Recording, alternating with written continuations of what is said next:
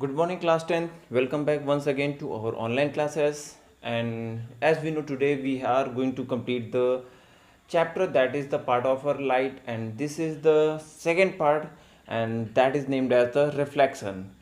बेटा last class में हम लोगों ने रिफ्लेक्शन चैप्टर को कवर कर लिया था, पूरा चैप्टर कंप्लीट कर लिया था, हर एक टॉपिक को हम लोगों ने पढ़ा था बहुत ही डिटेल में।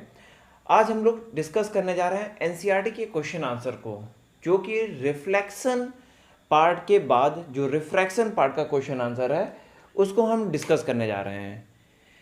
मींस रिफ्लेक्शन को डिस्कस करने के बाद जब हम लोगों ने रिफ्लेक्शन पार्ट कंप्लीट किया था तो हम लोगों ने रिफ्लेक्शन के कुछ क्वेश्चन डिस्कस किए थे जो हमारे एनसीईआरटी एक्सरसाइज में रिफ्लेक्शन के क्वेश्चंस हैं।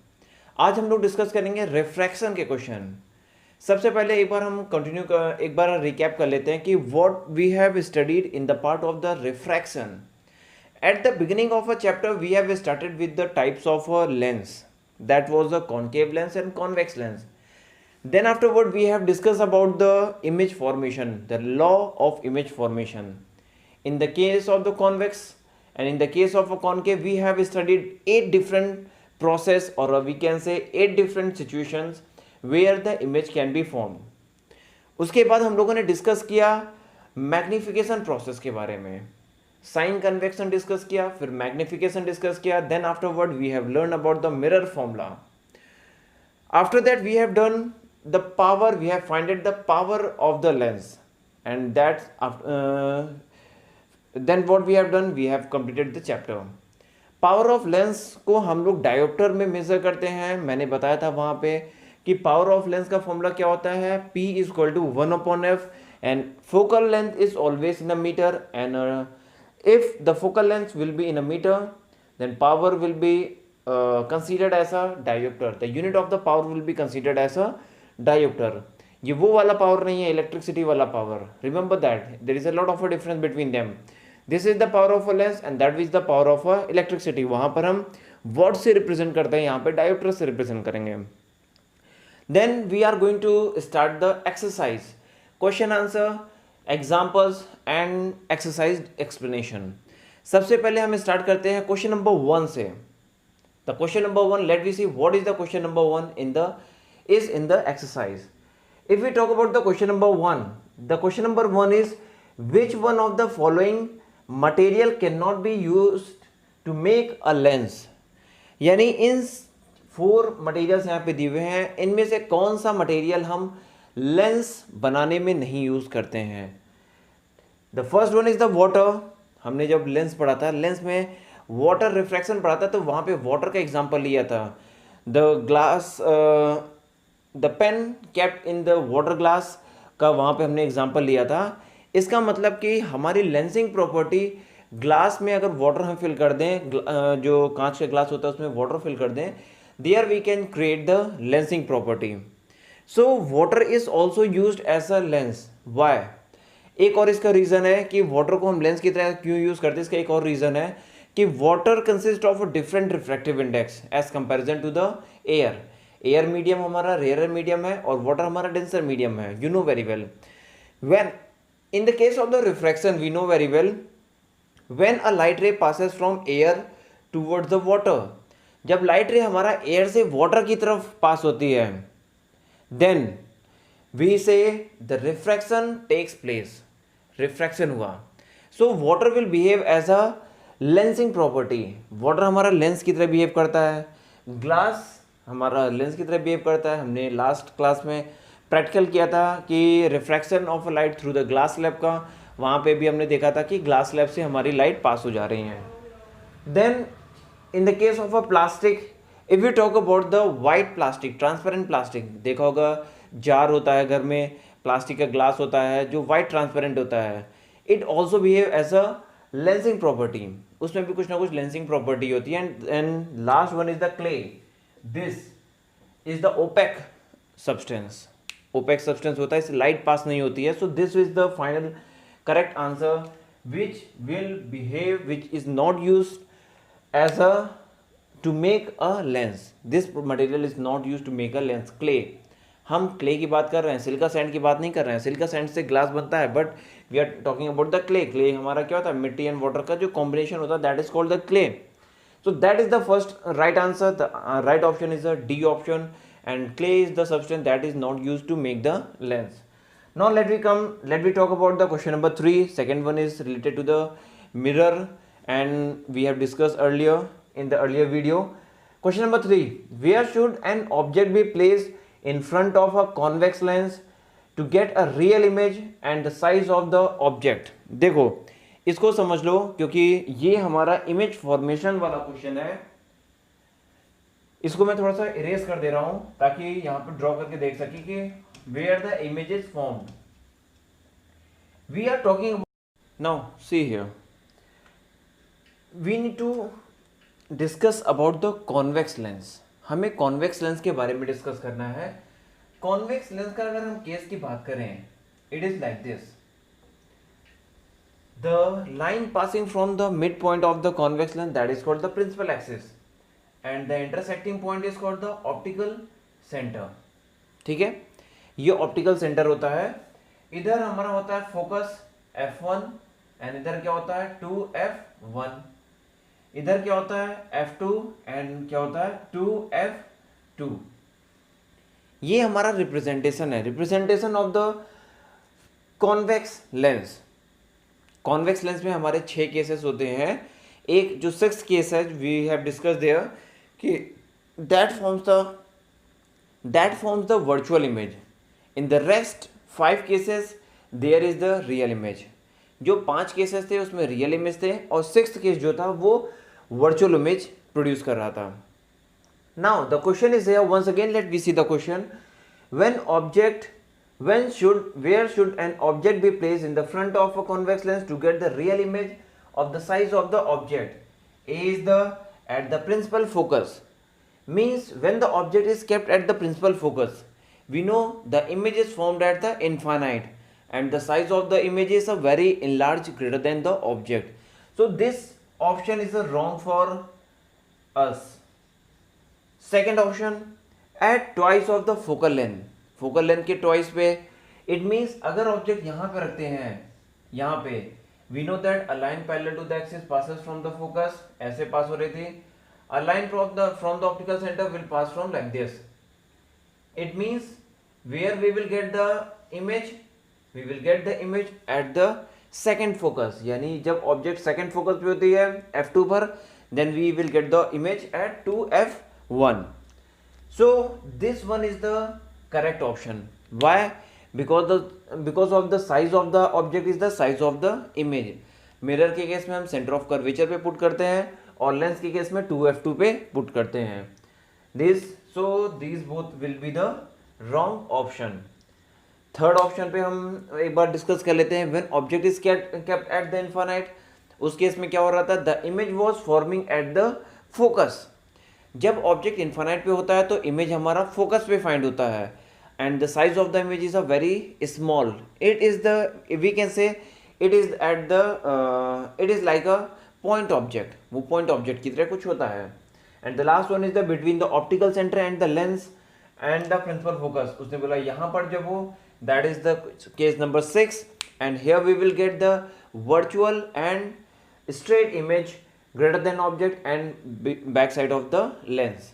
इसका जो इमेज बनता है वो ऑब्जेक्ट से बड़ा होता है और back side of the lens बनता है और ये वर्चुअल इमेज बनता है, रियल नहीं बनता. So D option is the wrong. So what is the correct option? The option is the B here. Let we see question number 6. Which of the following lens would you prefer to read the small lens letter? Small letter read करने के लिए हमारा कौन सा lens की जरूरत होगी? We are talking here about the convex lens. हमें पता है कॉन्वेक्स लेंस हमारा क्या होता है, कन्वर्जिंग लेंस होता है. यानी स्मॉल ऑब्जेक्ट को बड़ा करके दिखा देता है. जितना स्मॉल फोकस लेंस होगा उतना ज़्यादा उसका पावर होता है. क्यों? Because of the power is the inversely proportional to 1 focal length. इसका मतलब फोकल लेंथ जितना छोटा होगा उतना ज़्यादा पावर होगा और उतना ही एक्यूरेट वैल्यू को मेजर करेगा. So we can say concave का दोनों ऑप्शन रॉन्ग है क्योंकि कॉन्वेक्स लेंस का यूज करते हैं. यहाँ पे पावर हमारा 50 सेंटीमीटर है, यहाँ पे हमारा फोकल लेंथ 50 सेंटीमीटर है, यहाँ पे 5 सेंटीमीटर है. तो 5 सेंटीमीटर का फोकल लेंथ का ज़्यादा स्ट्रॉन्ग इमेज फॉर्म करे, ज़्यादा स्ट्रॉन्ग पावर का लेंस होगा. So will take the right answer is the C option. Okay, so This was the two question. Let me move to the another question. Okay, now let me see the another question. The next question is the question number 9. The question is given here. One half of the convex lens is covered with a black paper. Will it will form the image? क्या ये image form करेगा? Of course, image will form here. कैसे? If we suppose we have covered this half part with the black paper, जब भी image का formation करते थे, this is the optical center f1 to f1, f2 and to f2. जब भी हम object से इमेज का फॉर्मेशन करते थे तो क्या होता था? When we put the object here, suppose like this, the object, the light ray parallel to the axis passes from the focus and the light ray passing from the optical center will pass somewhere here. कुछ और दूर जाके कैसे बनेगा? Like this. The image is formed here. Means इस case में क्या है कि सेकेंड हाफ जो है downward side, it is not used here, इसका यूज ही नहीं हुआ. Similarly if we cover the first half, upper half को अगर हम कवर कर दें तो हमें ऑब्जेक्ट डाउनवर्ड्स पुट करना पड़ेगा and image will formed here. हम ऑब्जेक्ट को इधर डाउनवर्ड्स पुट करेंगे and image will B formed here. When in the case when we cover the upper part of the lens, so in both case we can form the image. क्यों ऐसा हो रहा है? Because of the image formation में सिर्फ half lens का ही use होता है, पूरे लेंस का यूज नहीं होता है. So we will say we can find the image will be real, inverted and in this case we can say between 2f1 and infinite. 2f1 और इनफाइनाइट के बीच में फॉर्म होगा. This is the answer here. Okay, the another question is the question number 10.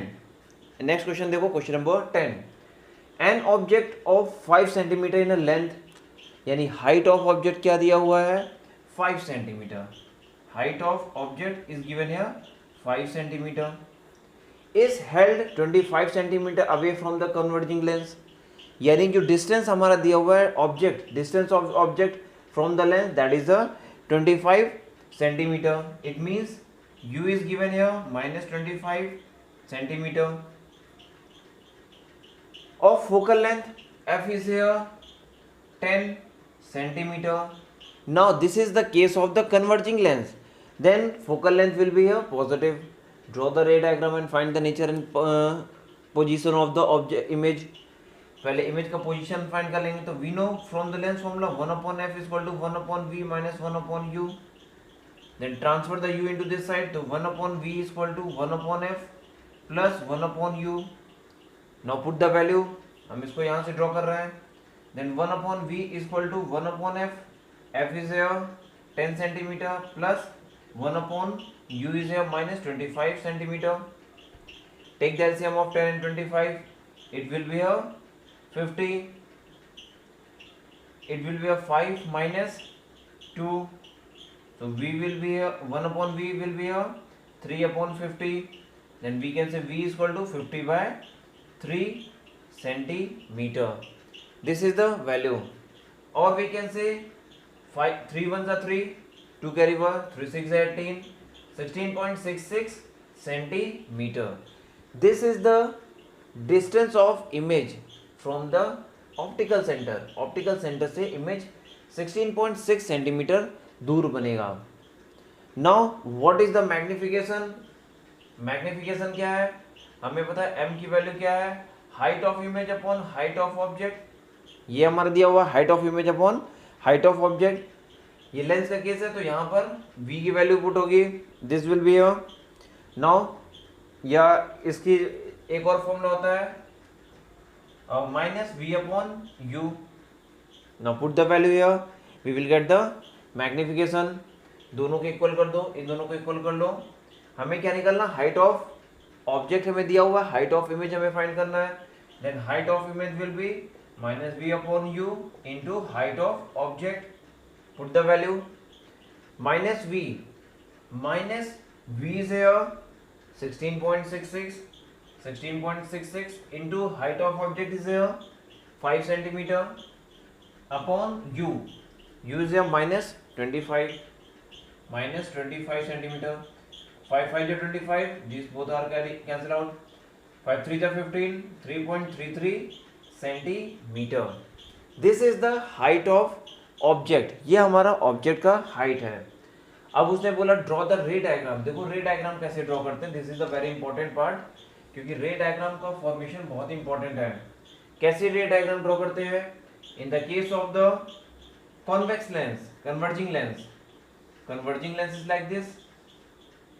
This one is the principal axis, optical centre F1, sorry F2, 2F2, F1, and here will be 2F1.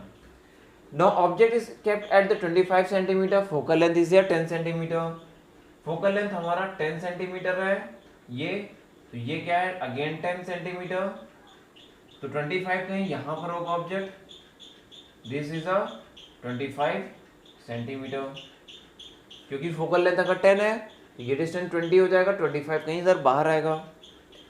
Then where V is formed? अब यहाँ पे 10 है, 10 centimetre. V हमारा कहाँ form होता है? Image का formation कैसे होगा? Draw the line parallel to the axis passing from the focus. ये पहली लाइट रे है. Second ray from the optical centre passes from here. It means ऐसे कहीं इसके इमेज का फॉर्मेशन होता है. This is object and this one is image. Okay, what is the distance of V here? 16.66 centimeter. 16.66 centimeter. This is the distance of image. Okay, समझ में आया ये चीज? I hope so clear हुआ होगा. Let we move to the another question. Now let we move to the another question. Question number 11. That is similar to the question number 10. What is given here? The focal length is given here minus 15 centimeter. Image distance of image is 10 centimetre. उसने पूछा where we need to put the object so image can be formed here. Object को हम कहाँ put करते हैं? We know again the formula 1/f is equal to 1/v minus 1/u. हमें u की value find करना है. Transfer the u into this side. 1/u is equal to 1/f. पहले इधर आएगा 1/v माइनस 1/f. हमें दिया हुआ है. Now put the value of v. v is here 1/-10 minus 1/-15. minus will be positive value. It will be here 1/-10 plus 1/15. Take the LCM. The LCM will be here 1/u is equal to 30 centimeter. We will write here 30. LCM is here 30. Now divide 30 by 10. 10 3 is a 30.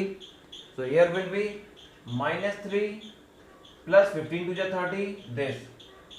So 1/u is equal to minus 1/30. Then u is equal to minus 30 centimeter. So distance is kept at the 30 centimeter from negative side, on negative side. So we can say if we are